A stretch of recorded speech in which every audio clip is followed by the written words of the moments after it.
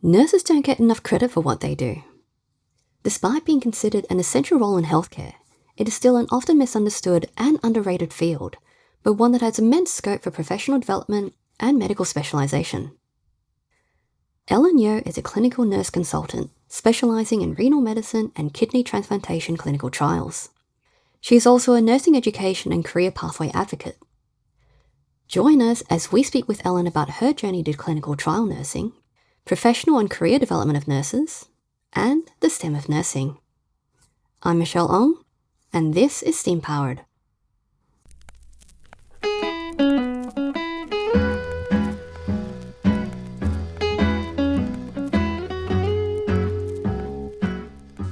Good morning, Ellen. Thank you so much for joining me on STEM Powered. I'm really looking forward to speaking with you about your journey. Thanks, Michelle. Really been looking forward to being here for some time, so it's really nice to be finally here. Yeah, absolutely. It was such a wonderful chat that we had when I met you and your husband at South by Southwest last year at the Games Expo, and that was very cool. Yeah, that was amazing just to see like how many creative talents are out there as well. It's just really exciting. I can't believe that's almost a year now. I know, and it's going to be rolling around again in a few months. That's true. It's pretty scary to think about it like that. I know. It's gone very, very quickly. Yeah. So getting right into the conversation, what prompted you to pursue nursing? I think it's something that was slightly in the family. Mum isn't a nurse, but I think for as long as she told us, she always wanted to become a nurse. And before coming to Sydney, actually Australia is our second immigration. Our first immigration was back in Botswana. We lived in the capital city, Gaborone, and as part of our primary school and middle school curriculum, they would take us to a public hospital to go and interact with children who has HIV and other medical conditions. The school was really strict regarding vaccines and things, but in hindsight, that is pretty big project for a school to take on. But it was really good to have that opportunity because I was able to see how a public system could serve a population. And certainly I think things sort of stemmed from those days of seeing the nurses caring for the kids and the population. And then, I applied for a Bachelor of Nursing in Sydney. And it's been 12 years almost since. Oh, wow. Amazing. So when you started nursing, where did you see yourself in that career? Oh gosh, when I first applied, I was so adamant, Michelle, I wanted to be an aged care and palliation nurse, like specialist, and that's all I wanted to do because I love caring for my grandparents. Not that we lived very close to them, I just really love being around old people and caring for them, and I thought their stories were fascinating. It's almost like speaking to a whole, decades and decades of stories, a library almost. So I really felt quite a bit of that passion towards, aged care nursing. So that's what I initially wanted to do. And then I did that for about 2 years, and I realized that the world of nursing is vast and broad and very interesting. So I got curious about other specialties, and I also wanted to upskill in more of a busy critical care setting. Aged care is also very critical in saying that, but you sometimes don't always get that education and opportunity and support that you would find in a bigger institution. So my first job was in aged care, and I loved it for about just under 2 years. And then I sort of started taking off to other specialties, and I almost took that as an opportunity to explore, how one would take a leap year and go traveling to Europe and to America and to all these other places in the world. I was like, well, I can't do that. So I'm going to take my career as a traveling opportunity, and whatever opportunity comes my way, and if I'm curious about it, I will give it a shot. And one thing led to another. I went to a medical and surgical unit in a private sector for some time, and then I would then move to another university institution and did some surgical stuff there. And then I was like, hey, I'm curious about the public sectors because I've been around private sector for some time. So then I switched over to the public sector and so forth. So really, for the first 5 years of nursing, I was really driven by curiosity. That is an amazing way of doing it. And the fact that the industry is flexible enough to allow you to be able to explore in these ways in such diverse specializations. Was it difficult to be able to do that, or is it just a matter of finding job openings? Like, is there other limitations? So one would think, like, when they apply for a role, sometimes there's like a small phrase that says prior specialty knowledge required. And often nurses come to me and be like, that's very discouraging because I don't have that specialty knowledge and I don't think I can apply for this, although I'm really curious about this role and I could see myself growing in it. From my experience, I have to tell this and advise those nurses, just ignore that. Just ignore that phrase. Just apply and see what happens. Because at least you're giving yourself that opportunity, that doorway, just to see. You never know. You never know. And for me, that was certainly the case. I was perhaps a little lucky as well. Maybe there weren't that many people who applied to those roles. And maybe my CV, there was something that they liked. I have no idea. But I certainly didn't have a vast experience prior to applying to each of those roles. But I got the interview and I really liked the panel and I hoped I'd get it. And once I got in, it was really exciting. But essentially, yes, nursing is very broad and there's different pathways you can choose, different specialties you can choose. And as long as you have that patient-centered care in mind, it really does apply, not just within nursing to nursing within Australia, but really globally. Yeah, absolutely. And that's such good advice just in general for applying for jobs. If you have that curiosity and that drive to want to learn, what is necessarily on the criteria shouldn't limit you. Because, yeah, so often they are ideal, but you never know what other factors are in a candidate's application that would make them more suited to the role than someone who has all the boxes ticked. Yeah, absolutely. And also now very recently being invited to interview panels and things, I often find that senior panelists, I'm quite surprised to see that they're interested in CVs and pursuing CVs who don't necessarily have the whole criteria of the job posting. So really, you never know until you take that leap of faith, Absolutely. It's just a great way of being able to approach your own career development, just taking it into your own hands, because it is what you care about. Precisely. Yeah. So how did you find your way to renal medicine? Oh, yeah, that's a really great question, Michelle. So in my 5 years of exploration within the realm of nursing, I stumbled across a professor, Alice Lee, who was a director of gastroenterology and hepatology at Macquarie University Hospital, and I had worked with her under the endoscopy suite for some time.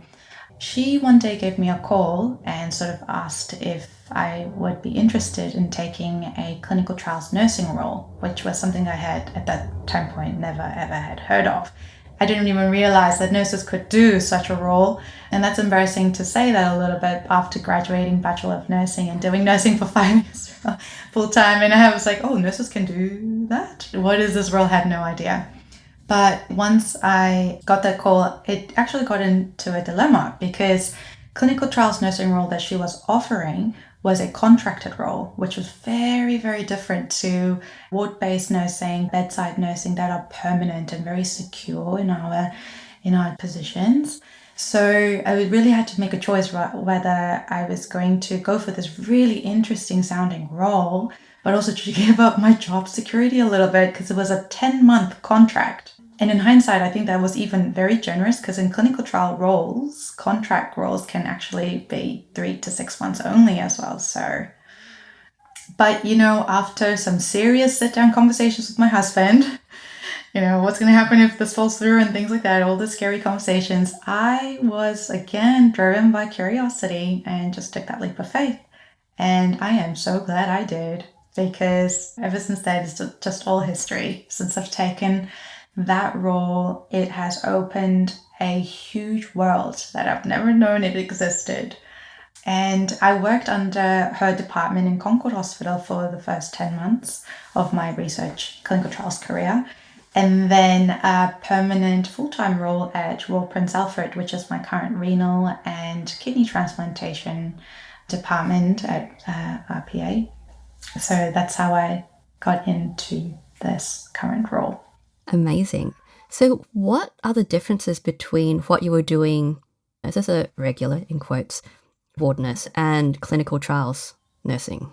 Yes, so clinical trials nursing is we care for patients who altruistically volunteer to take part in these new research protocols that are studying new medicine, that are potentially trying to cure incurable diseases, trying to explore or expand or improve current care pathways to lessen side effects, to lessen pain, to lessen costs, to essentially advance patient care and the quality of that. So the clinical trials nursing is essentially about caring for a patient in that person-centered way. So that is the absolute principles of nursing wherever you go. But clinical trials also comes with an additional knowledge and skill sets which involve budgeting and project management and contracting.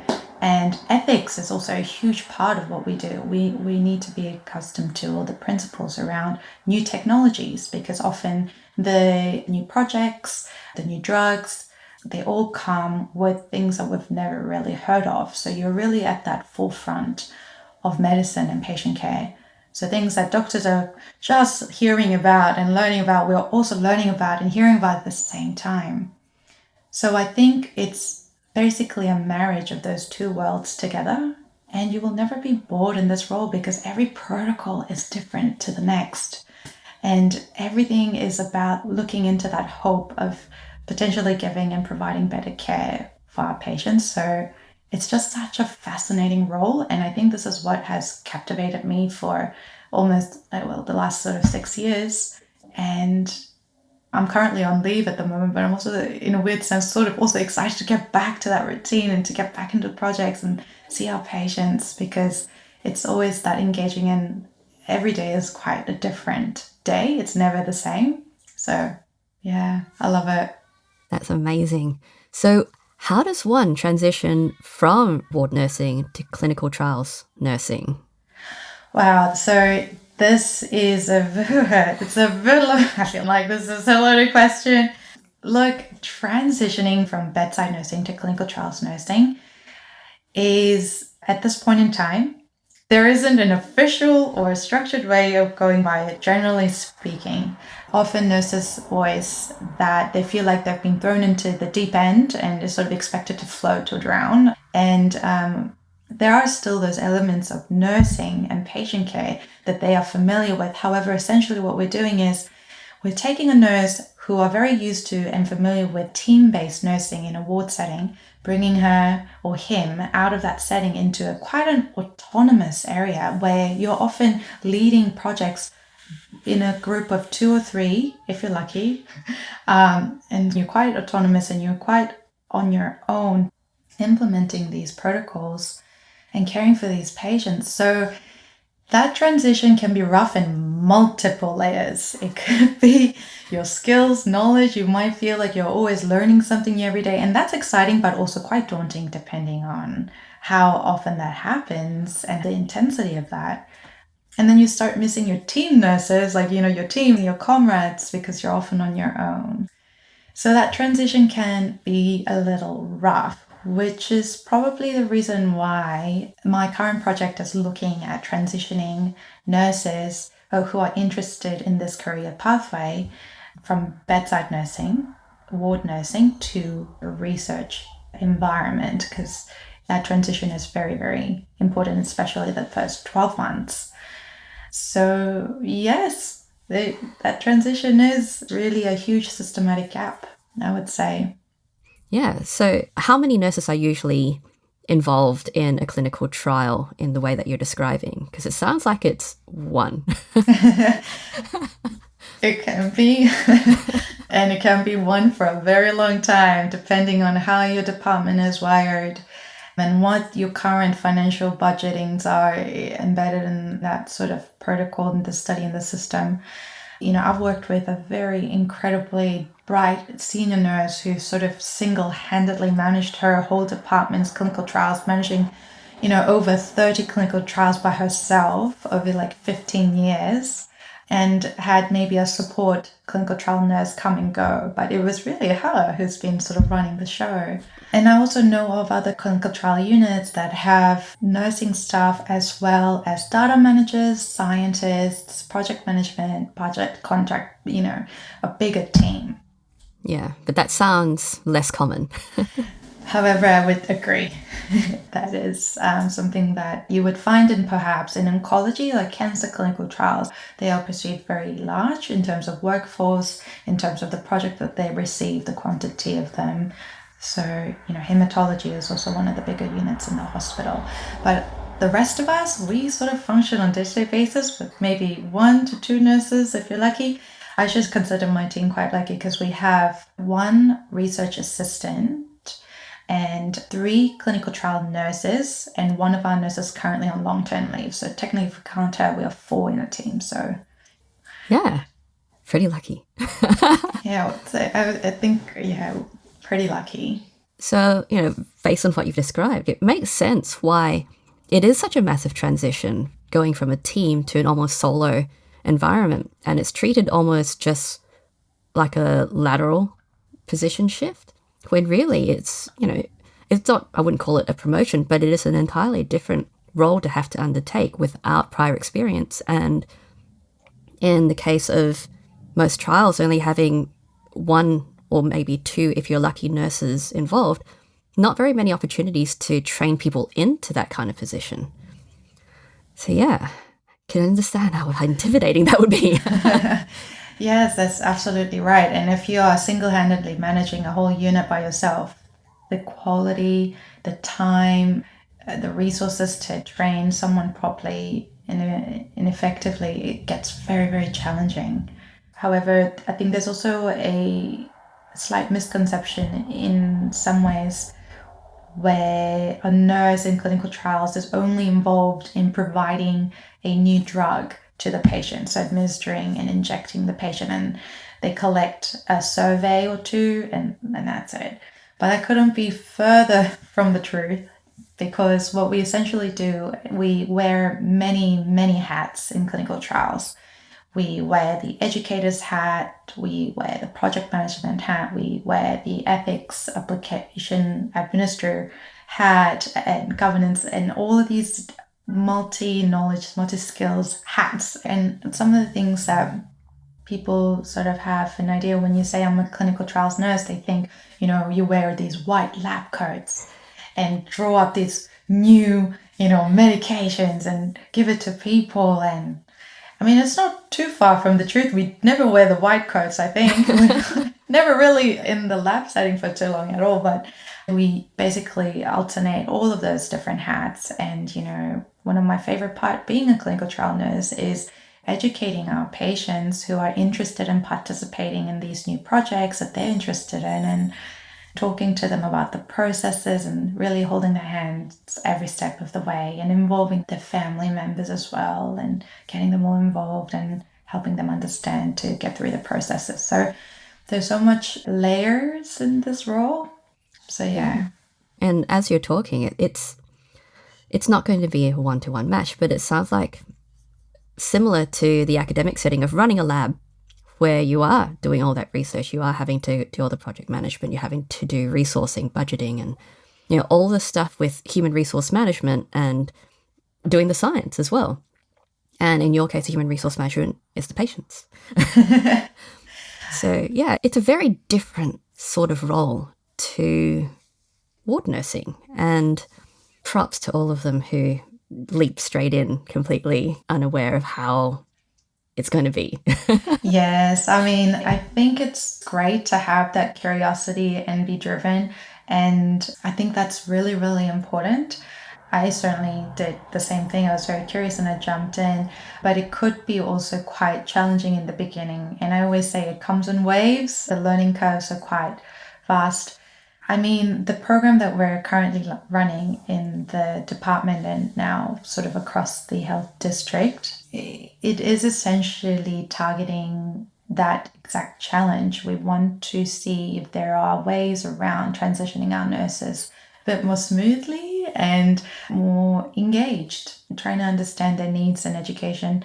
in this sort of area. So what we have done in sort of the last 4 years, I guess this is coming now, is essentially develop a manual and identify very essential clinical trial skill sets into 7 to 8 different modules and put them all together in a orientation package where the nurses could go through them in their own sort of self-paced manner in the first 3 months of starting the new role.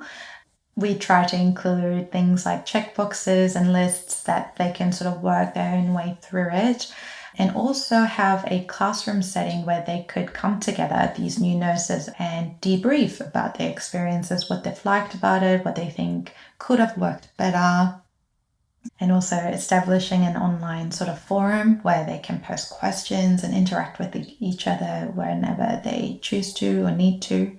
And also, as part of the orientation program, we started working and collaborating with our district's key clinical trial players like pharmacy, ethics, governance, trying to see if we can send our novice nurses to these key areas and send them for like a day excursion to see how it's like, what's going on in a pharmacy when we submit our scripts, how are the new drugs being packaged or how are they being made, and also ethics and governance when we send certain applications about clinical trials, and when there is a safety issue we need to report to our ethics and governance. But why do we do that, and how does that end up there, and what happens once it gets there?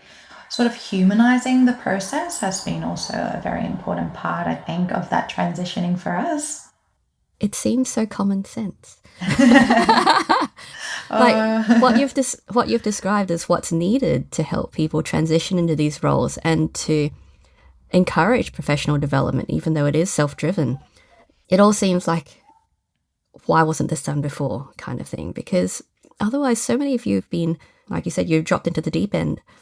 Yeah, exactly. And Michelle, it mind boggles me in a way that this role actually has been within nursing for over 100 years. And research has always been something that nurses have been involved in, starting from Florence Nightingale. You know, she was a huge researcher at heart, collecting wound infection rates in a ward and pretty much pioneering in that nursing research all those years ago. So I think in nursing, you know, some people say research, nurses, really? Can they coexist? And I just like to tell those people, well, if you look into your history books, you would see those two words do coexist together from a very, very long time ago. So essentially, I think research, like I said, I completed Bachelor of Nursing. I also did some Masters in Public Health and Masters in Health Management. But research, when it comes to nursing, I feel as though it's not really integrated. It's almost assumed that it's just going to happen, but people forget that it does. Yes, it's almost as if like, oh yeah, it's there, but it's not. Like there is an interesting division between research and clinical practice in terms of when it comes to nursing. It's like theory and application, and people have created this odd delineation between the two when it comes to nursing, when you guys pretty much bridge the two together. Oh, absolutely. Yeah, like in thinking about it from my position at this time point, I'm like, wow, I think those two things are very close together. I think they do work together. So when I look at education, I think when it comes to Bachelor of Nursing, having a component about this pathway of clinical trials nursing, I think would have been really helpful for me to just know that there are such roles that exist, and that in clinical trials there is a very pivotal role that nurses are required to take those roles forward. And it would have been really great to have a prior knowledge of all of this before coming through. And I was really, really lucky. I was visiting the UK maybe about a year ago now, and I was visiting clinical trial facilities and meeting the clinical trial nurses in London and in Nottingham.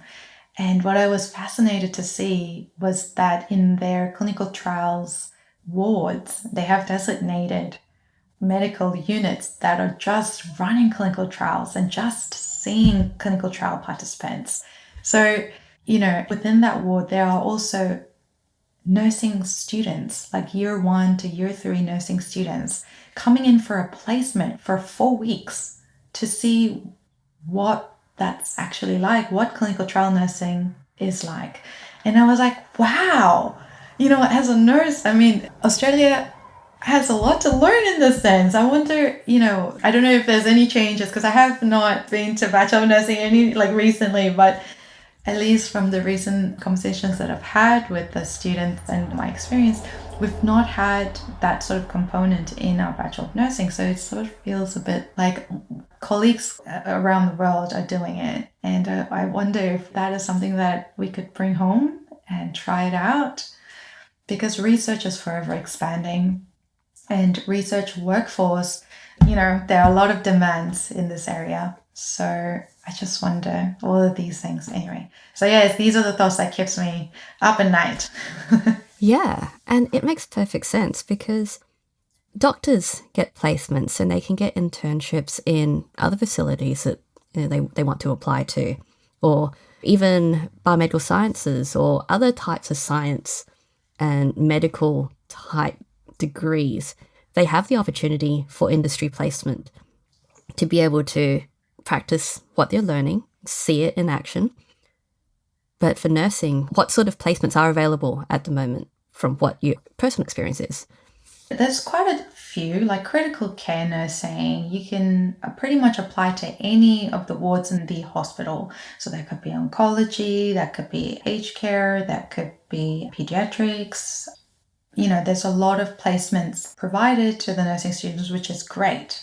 But when it comes to research, it was more about how to become a researcher, which is a little bit different to my role as a clinical trials nurse, because I think I should have probably explained this in the beginning, but I guess in the clinical research nursing world, there are two very distinctive roles, which one is clinical nurse researcher, who pretty much designs their own protocol, has a scientific problem statement, and they sort of pursue their own research.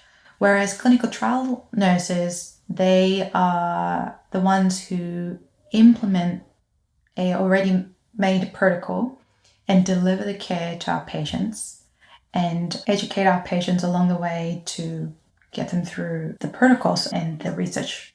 So the implementation part and then the research protocol designing part, they're quite different. But in university settings, I feel like the focus is about being a researcher in some senses. And the evidence-based practice is very important, and that is something that we learn in Bachelor of Nursing. But I find that there are more to clinical research nursing, and I think there's this whole other element that we're missing. Yeah, and it seems like they're still focused on working in a team-based environment and not what to do if you have to work autonomously for your own. It's basically your own ward. It is essentially, yes. It's sort of one person shows some days, and you got to do the application for the ethics, and you got to go and do the finance part, like contracts, and review them. And then suddenly a patient comes in and they say they're really, really having bad side effects to the drug that you've given. Then it's the triage process. So it can certainly feel that way some days. So at the moment, because there's no formal training involved in transitioning from becoming a ward nurse to clinical trials nurse, with the specializations, if you say you wanted to specialize in a specific area as a clinical trials nurse, is that any different from wanting to specialize as a regular ward nurse? Or are the studies that you'd have to undertake going to be more applicable to the trial side? The recognition and the qualification would be very important to have. In nursing, that you can specialize into certain specialties like aged care, oncology, medical, surgical, but within those specialties, you could also specialize into have pathways. So essentially, you can become a nursing unit manager, you can be a nurse specialist, a nurse educator, or a nurse consultant. And those are the positions that are actually recognized by our nursing awards at a state level. So there are a set amount of remuneration to those roles. there are career pathway and progression and education centered around those roles. Whereas clinical trials nursing is definitely, from my perspective, a specialty, but it's not recognized in those awards yet. And so the nurses are often paid based on their contract, or sometimes depending on the budget, or essentially based on their ward, I guess, yearly experience. So in the nursing award, there's also year 1 to year 8 nursing remunerations. And so depending on where they lie in that scale, they'll be paid depending on that, which sounds fair. But when you really nitpick clinical trials nursing, when you really understand what the clinical trial nurses do, certainly that nursing component of it, and it's a very important part of it, but there are all these other additional elements to the role that we're governed by and we need to perform on a day-to-day basis. So it's those recognition that we are really needing at this point in time. And clinical trials nursing, because there isn't any formal qualifications to it, the training program that we're trying to set up is not only just providing education on site, so within the hospital setting, but really trying to see if there are opportunities to extend that further into a tertiary education. So we're currently liaising with big institutions such as University of Sydney to see if there could be an opportunity to formalize the education. Yeah. It's a fascinating way of being able to evolve that aspect, because the recognition gives you more opportunity. It gives the nurses better options and choices for career progression as well. And that sounds like a thing, as you said, with specializations, that you could specialize in a specific field of medicine, but you're specializing in the clinical trial side of that as well.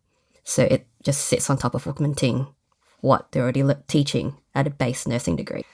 And that feels like it would be the ideal. I would love to, because, we need to start somewhere. I mean, this is certainly a career pathway nurses are trying to pursue, nurses are interested in. So I think it's important that we start somewhere and we start looking at some structured pathways to guide our nurses in essentially whatever form and structure. Tertiary is our goal because this is where we get our formal recognition in our qualifications and how we advance our career pathway. But just even on site in a hospital level, having something structured, having something that is formalized and standardized across different departments, so we are evenly spreading out the skill sets so that one patient is receiving the same quality of care wherever they go in the system, I think is essentially one of the goals of the program that we're currently spearheading in Sydney Local Health District. And yeah, being able to provide that community support, that peer mentorship, to be able to iron out those very common things that happen, like you said, that it's different every day and every protocol is different.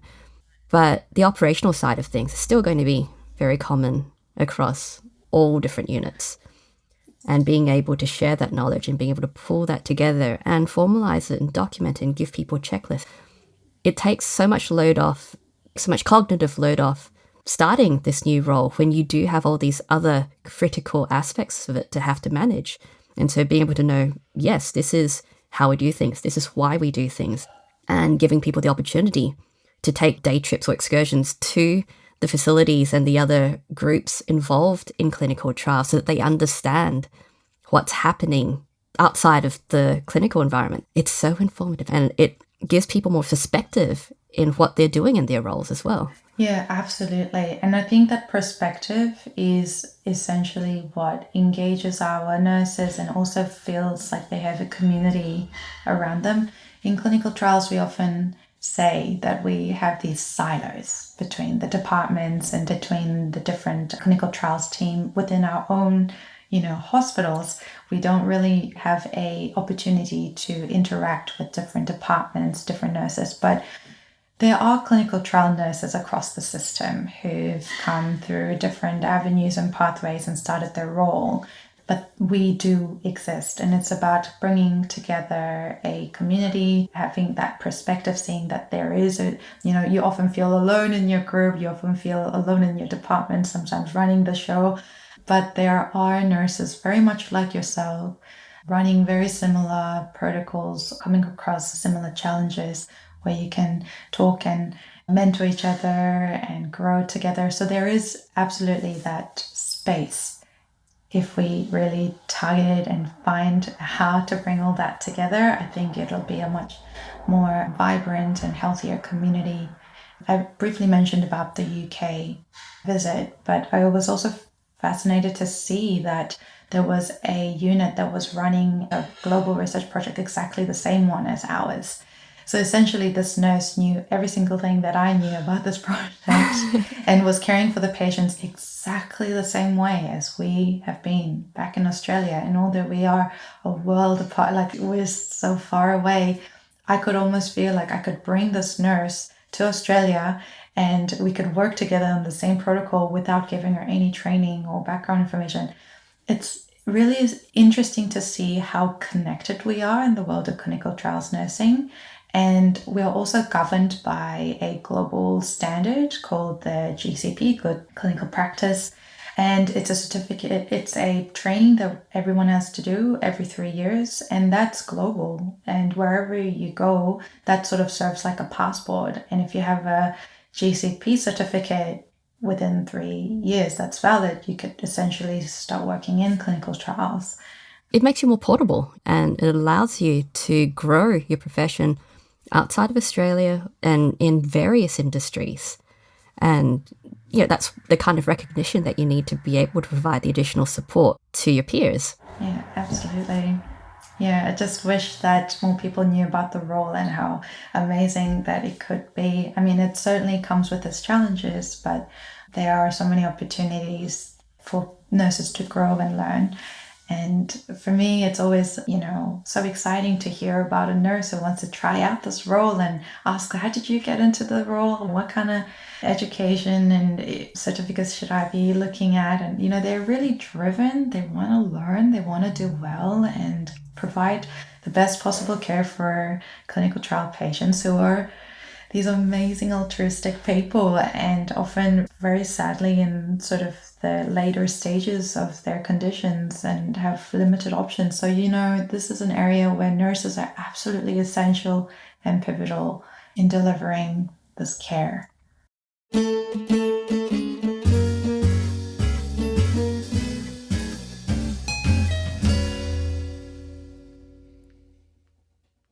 People do underestimate just how much nursing and nurses provide in the entire healthcare process. And, we've spoken about all of the stuff that you guys do. And something else that you also shared with me was the movement Nursing is STEM, which horrified me because the fact that it exists, given the fact that nursing is medicine and medicine is a science as much as it is about the people. So I also, out of curiosity, Googled, is medicine STEM? And was slightly horrified by the results that I saw. So given that, I'm not entirely surprised that nursing is STEM as a movement exists. But can you tell me more about that? It's so interesting because nursing, on day-to-day basis, we use the science, we use physiology, biology, the principles in chemistry, in mathematics, and engineering. You see it on our day-to-day basis when we are administering IV fluids using these, very highly technical devices, troubleshooting, collecting information, evaluating, understanding our patient information in order to administer a drug, and problem solving and making decisions. There is so much that nurses do that incorporate the STEM principles.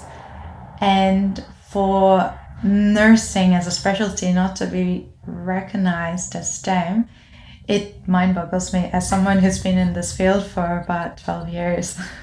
I think it's, as the world changes, we're advancing very quickly with these AIs and new devices to sustain patients' lives and to help people and care for people. I think it's more critical than ever that we recognize nursing as STEM.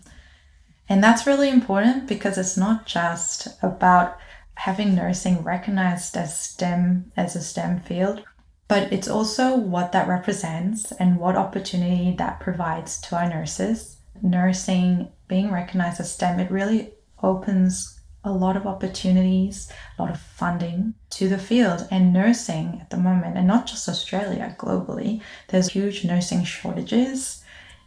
It's a very important time, I think, that we start looking at nursing and taking this discipline seriously. Yeah, so hashtag nursing as STEM.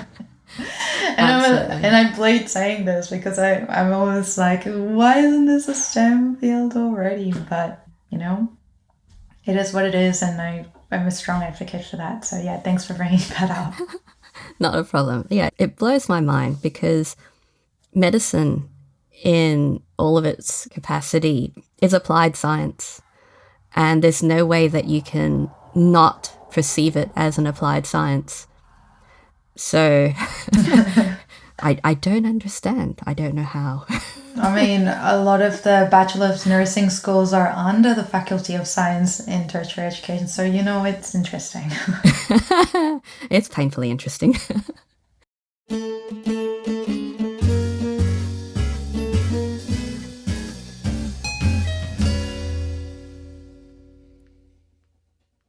All right, so I think we can kind of quickly cut into a segue about your creative pursuits outside of nursing. And this is very cool because you're also an artist and a composer, and I love that. So how long have you been doing that for? Oh, look, I'm a bit shy to say this because I feel very novice at it still. I've been doing illustrations on my own time for a very long time. Maybe about 10 years or so now. But essentially, in the last sort of 4 or 5 years, I started taking part in games.